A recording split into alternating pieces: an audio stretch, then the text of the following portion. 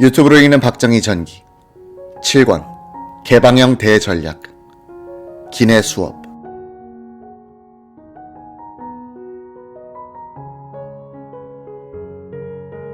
1964년 12월 6일 일요일 낮 12시 30분쯤 청와대 본관에서 박 대통령 부부를 태우고 나온 승용차는 지금의 세종문화회관 뒤편에 멎었다.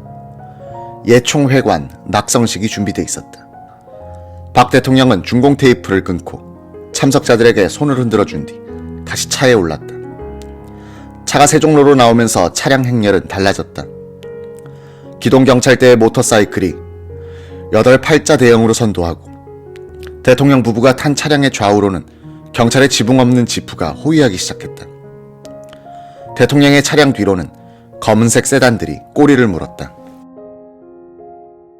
시청 앞 덕수궁 모퉁이를 돌아 김포공항에 이르는 주요 도로는 태극기와 독일의 삼색기로 단장되고 공무원과 학생들이 시민들과 어우러져 태극기를 흔들며 박 대통령 일행을 배웅했다. 이륙 30분 전인 오후 1시 10분 김포공항에 도착한 박 대통령은 군악대의 주악이 울려 퍼지며 21발의 예포가 터지는 가운데 정일관 국무총리의 안내로 3군 의장대를 사열했다. 박 대통령은 각 방송사의 마이크들이 숲을 이루고 서 있는 환송대로 올라갔다. 단상 좌우에는 옥색 치마와 두루마기 위로 은색 밍크 목도리를 두른 유경수와 정일관 국무총리가 섰다. 박 대통령의 뒤로는 독일 루프트한자 항공사의 보잉 707기가 대기 중이었다. 이 비행기는 루프트한자 항공사의 본, 도쿄, 상용 노선에 취항 중인 여객기였다. 서독 정부가 1등석과 2등석 절반을 비우게 하고 중간에 커튼을 친 다음 한국의 대통령 탑승기로 제공한 것이었다. 2등석 후미에는 도쿄에서 탑승한 승객들이 호기심 어린 표정으로 창밖에서 진행 중인 행사를 지켜보았다. 박정희는 카랑카랑한 육성어로 인사말을 했다. 친애하는 국민 여러분, 나는 오늘 우리와 가장 친밀한 우방의 하나인 독일 연방공화국 리브케 대통령의 초청을 받아 독일 방문의 여정에 오르게 됐습니다. 박정희는 다음 대목에서는 특히 힘을 주어 말했다. 나는 종전 후의 그 폐허 위에서 더구나 공산주의 세력과 대치하면서 오늘의 위대한 경제 건설과 번영을 이룩한 독일 연방공화국의 부흥상을 사사시 시찰할 것이며 아울러 경제적 자립을 위해 분발하는 패기에 찬 한국민의 결의를 소개함과 동시에 양국 공통의 관심사에 관해 상호 이해를 증진시켜 인사말을 마친 박 대통령은 이호상 국회의장, 정일관 국무총리, 조진만 대법원장, 주한 외교사절단을 대표한 로제 쌍바르 프랑스 대사의 인사를 받고 환송식을 마쳤다.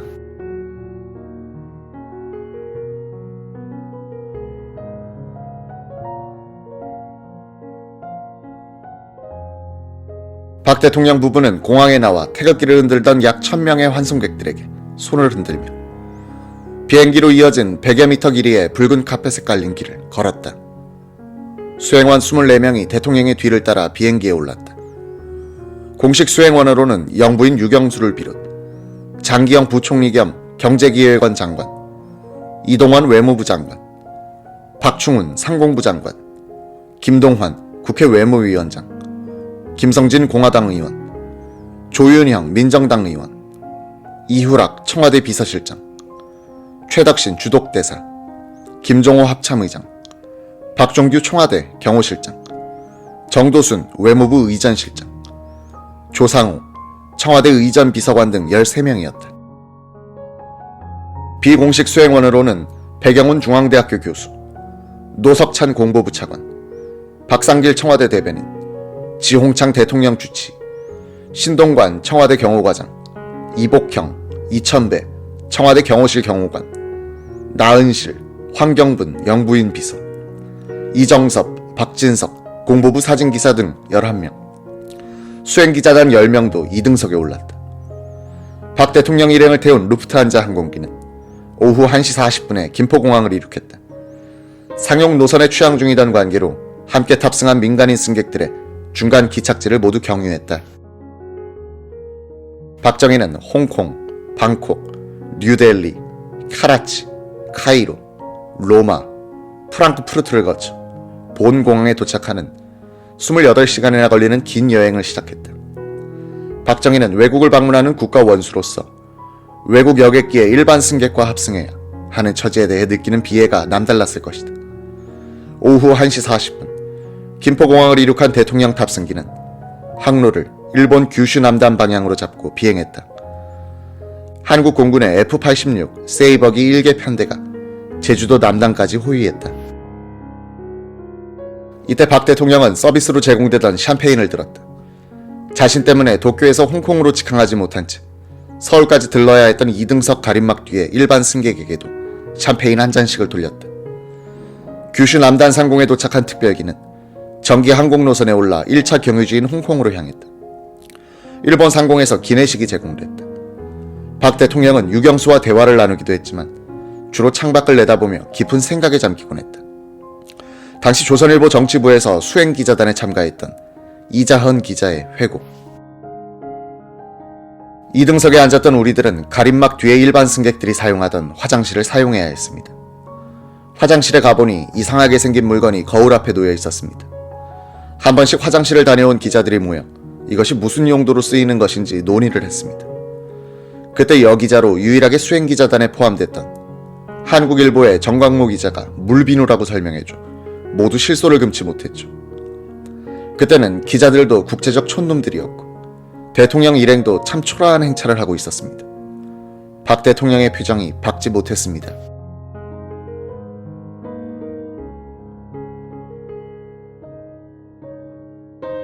(1964년 12월 6일) 박 대통령 일행을 태운 서독 루프트한자기는 예정보다 10분 늦은 오후 4시 25분 홍콩의 카이탁 공항에 도착했다.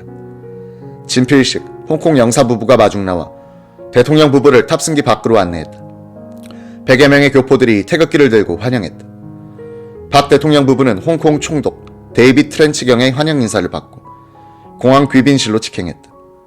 얼마 전까지 주한 서독 대사로 박 대통령의 낭독 준비를 도왔던 칼 빙거 대사가 홍콩 주재 총영사로 전임해와 박 대통령을 마중 나왔다. 오후 5시 5분 홍콩을 떠날 때 박 대통령은 기분이 비로소 좋아지기 시작했다. 박정희는 홍콩을 이륙하자 김성진 공화당 의원을 옆자리로 불러 환담했다. 루프트한자기는 베트남과 캄보디아 상공을 통과했다. 창밖으로 어둠이 깔리고 있었다. 방콕 돈무안 공항에 도착한 때는 예정보다 17분 늦은 오후 6시 52분. 장성환 대사와 태국 의전장이 기상까지 올라와 대통령을 영접했다. 트랩을 내려선 박 대통령을 쌀비탈은 태국 국왕대리와 타놈 태국 총리 등 10여 명의 고관, 장성 및 50여 명의 교포들이 환영해 주었다. 박정희가 전날이 태국 국왕의 생일이었음을 축하하자 타놈 총리는 생일 케이크를 대통령에게 전달했다. 박정희는 환영 나온 교포 자녀들을 일일이 어루만져준 뒤 귀빈실로 향했다. 길고 밋밋한 의자에 타놈 총리와 나란히 앉은 박정희 대통령은 타놈 총리가 권하는 음료수를 마시고 담배를 꺼내 타놈 총리에게 권했다. 박 대통령은 시종 이마에서 흐르는 땀을 닦으며 담배를 피웠다. 무척 즐거운 표정으로 타놈 총리와 이야기를 주고받았다.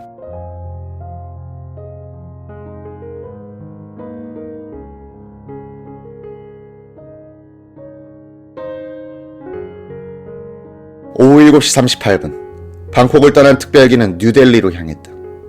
박정희는 가는 곳마다 자신을 국가 원수로서 예우해주는데 무척 기분이 좋았다. 방콕을 이륙한 직후 박정희는 샴페인 잔을 들고 자리에서 일어나 기내를 돌아다니며 일행들과 잡담을 나누다가 맨 뒤에서 셋째 줄에 앉아있던 대통령 통역관 백영훈 교수의 옆자리에 앉았다. 백 교수가 정치하시니 힘드시죠? 라고 하자 박정희는 정치라는 건 하며 말문을 열더니 의자에 접혀진 테이블을 펼쳤다. 박정희는 성냥을 꺼내더니 그중 하나를 집어들며 정치라는 것은 파워하고 성냥개비를 테이블 위에 놓았다. 이어서 또 다른 성냥개비 하나를 들더니 머니 라고 하면서 먼저 놓았던 성냥개비 옆에 나란히 놓았다. 정치란 이 두 개가 평행하게 가도록 하는 기술입니다. 국가라는 기차가 달리는 레루죠. 레루의 한쪽은 권력이고 다른 한쪽은 재벌입니다. 한 나라의 경제가 발전하고 안보가 튼튼해지려면 재벌과 권력이 평행선을 그려야 합니다. 힘이 너무 커서도 안 되고 재벌이 너무 커서도 안 됩니다. 균형을 이루면 스파크가 납니다. 정치는 돈과 힘의 균형을 만드는 작업이죠. 이어서 박정희는 자신이 혁명 초기에 재벌 총수들을 잡아들였다가 풀어준 이야기를 했다. 박정희는 백영훈 교수에게 재벌에 대한 욕을 한참 늘어놓더니 그렇지만 나라가 크려면 이 사람들을 잘 이용해야 합니다. 라며 이야기를 맺었다. 이어서 박정희는 백 교수에게 질문을 하기 시작했다. 독일 경제 이야기를 좀 해주시오. 그 독일 경제가 성공한 것을 두고 라인강의 기적이라는데 그 원동력이 뭡니까? 지금 총리이신 에르하르트의 경제 전략이 맞아떨어진 겁니다. 서독 부흥기에 서독에서 경제학 박사 학위를 받은 백영훈 교수는 상세하게 설명하기 시작했다. 박정희는 바지 뒷주머니에서 조그만 수첩을 꺼내더니 메모를 해갔다. 질문은 서너 차례 계속됐다. 사회적 시장 경제가 뭡니까?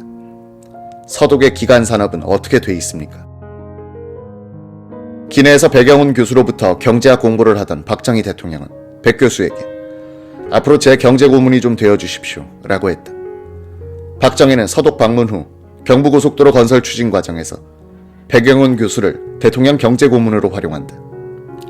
당시 외무장관이었던 이동원은 기자에게 이런 회고담을 들려주었다. 서독 방문이 결정된 다음이었습니다. 유럽에서는 뭐니 해도 영국과 프랑스가 중심국입니다. 그래서 각하, 기왕 유럽에 가시는 길인데 이번 기회에 영국과 프랑스도 한번 들러 구경하시는 게 어떻습니까? 제가 한번 주선해볼까요? 라고 권했죠. 그런데 이 양반은 지금 우리나라가 급한데 관광할 시간이 어디 있어? 일하기 위해 배우러 가는데 라며 거절하시는 겁니다.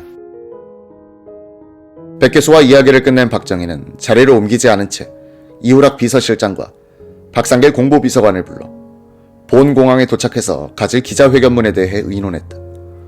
문구를 조정할 땐 독일어에 능통한 백영훈 교수에게 너무 강한 어감이 아닐까 하며 묻기도 했다.